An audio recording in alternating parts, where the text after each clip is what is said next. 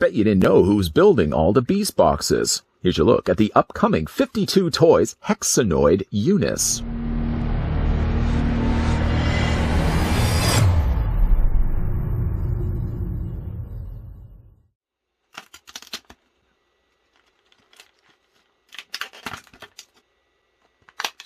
"52 Toys presents the Figlight line of 3.7-inch scale action figures.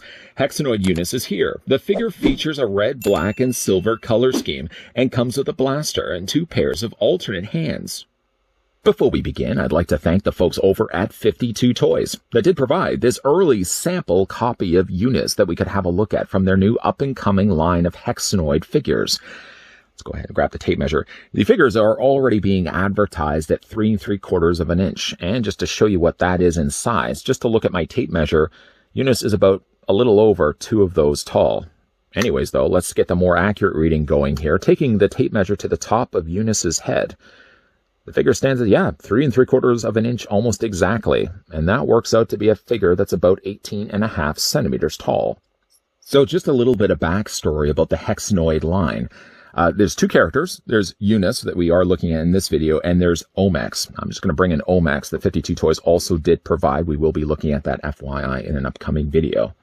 2 characters, and they're old enemies. And they created this line of creatures called the Beast boxes, which many of you collectors are already well aware of. I'm going to bring in also another one that we will be looking at in an upcoming video. This is Phantom Master, but this is one of the Beast boxes here.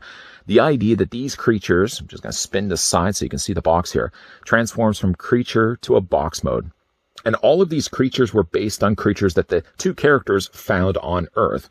And they all live on a silicone-based planet in the universe. I know that sounds pretty interesting. If you guys follow 52 Toys both over on Instagram and Facebook, they are going to be actually posting an entire story behind the Hexanoids, if you guys wanted to find out more that way. In the meantime, though, let's have a look at the accessories that come included with Unus. First of all, the figure comes included with a blaster. You know, looking at it, and especially if I tip it up like this, it looks like it would actually be magnetic, something you would almost expect to see from Mega Man. It's been molded well, I have to say, here in gunmetal gray. It's got a little bit of fluorescent green in the middle and sort of tonguing on either side. You can see some additional red accents have been added. But yeah, doesn't that kind of look a little like a magnet to you? This does fit into Unus's hands, although not really the hands that come stock out of the packaging, so we're going to have to change up a couple things there for a second.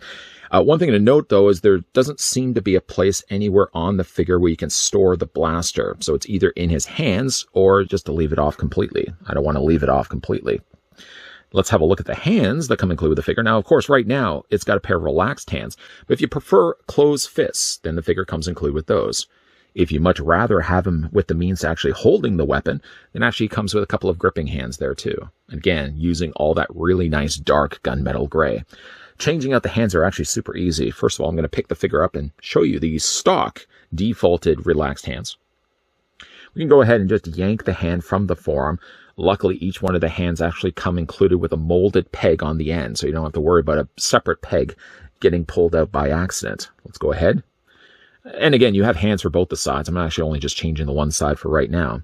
And let's go ahead and take the blaster and fit it into his hands.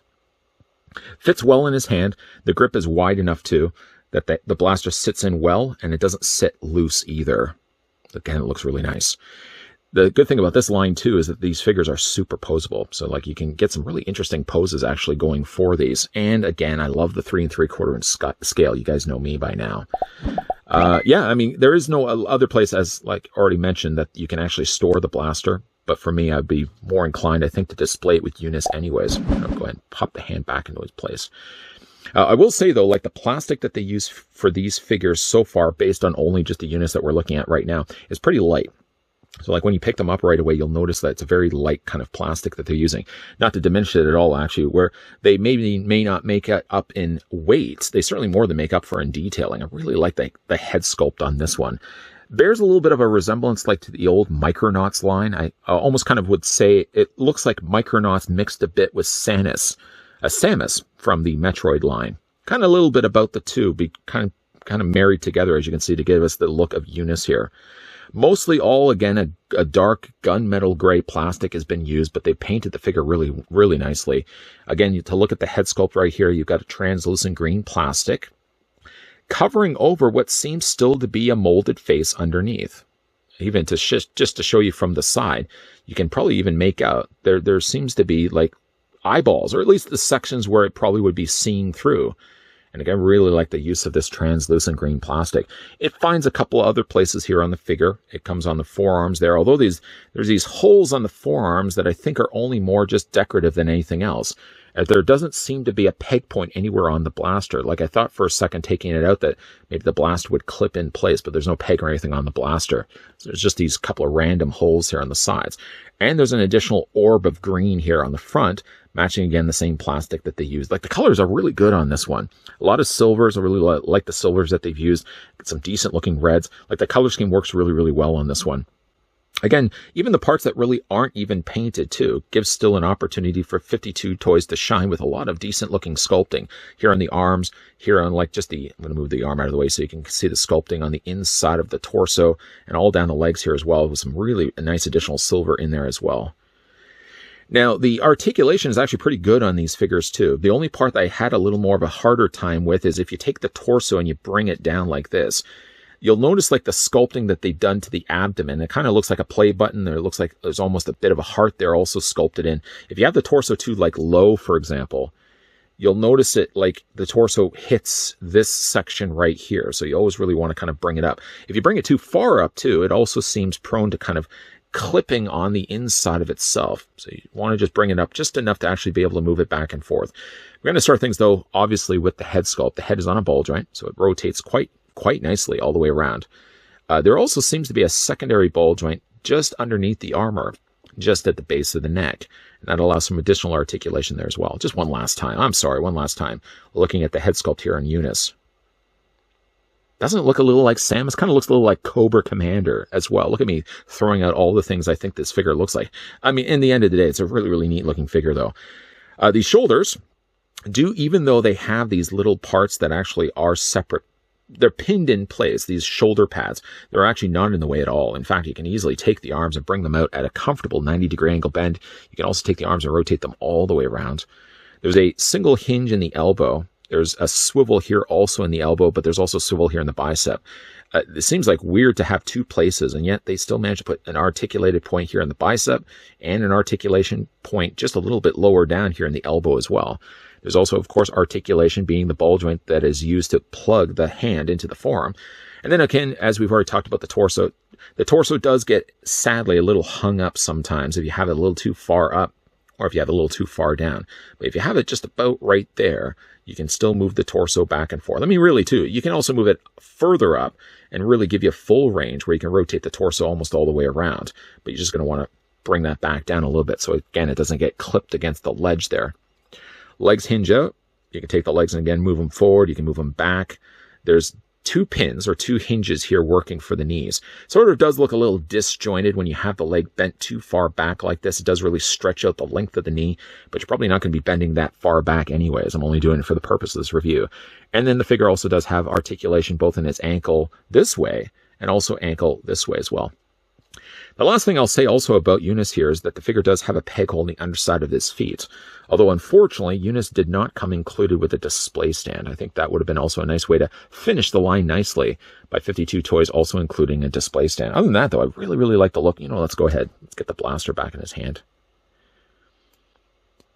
And again, I've teased you guys. We're going to also be looking at Omax in an upcoming review. I kind of think, even though I really like the color scheme here on Unus, I think my favorite of the two, based on just seeing what he looks like in the packaging, is Omax. I really like the look of that one, especially with that one eye, that HAL eye in the middle there of the visor.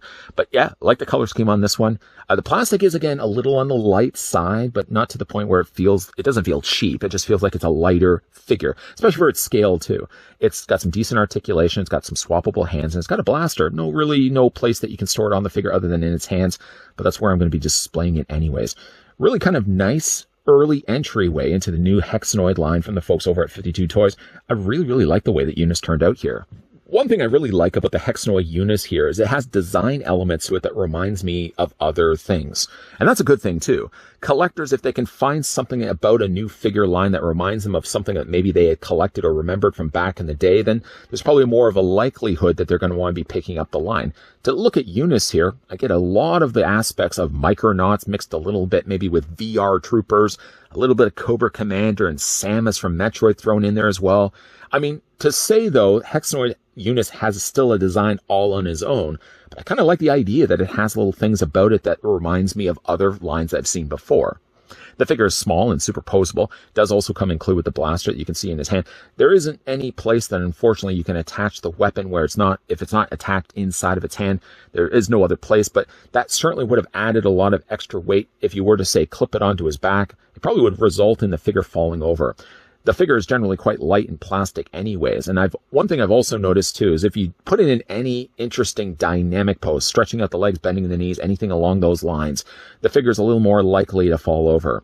I think what they're using still though is universal pegs on the underside, at least of one of its feet. So I probably could use a display stand I've got from another figure and just to simply attach it on the underside. I almost would like to maybe display it in a little more of an interesting pose than I've got right now, although I do kind of like the idea of having the blaster up by its shoulder like this.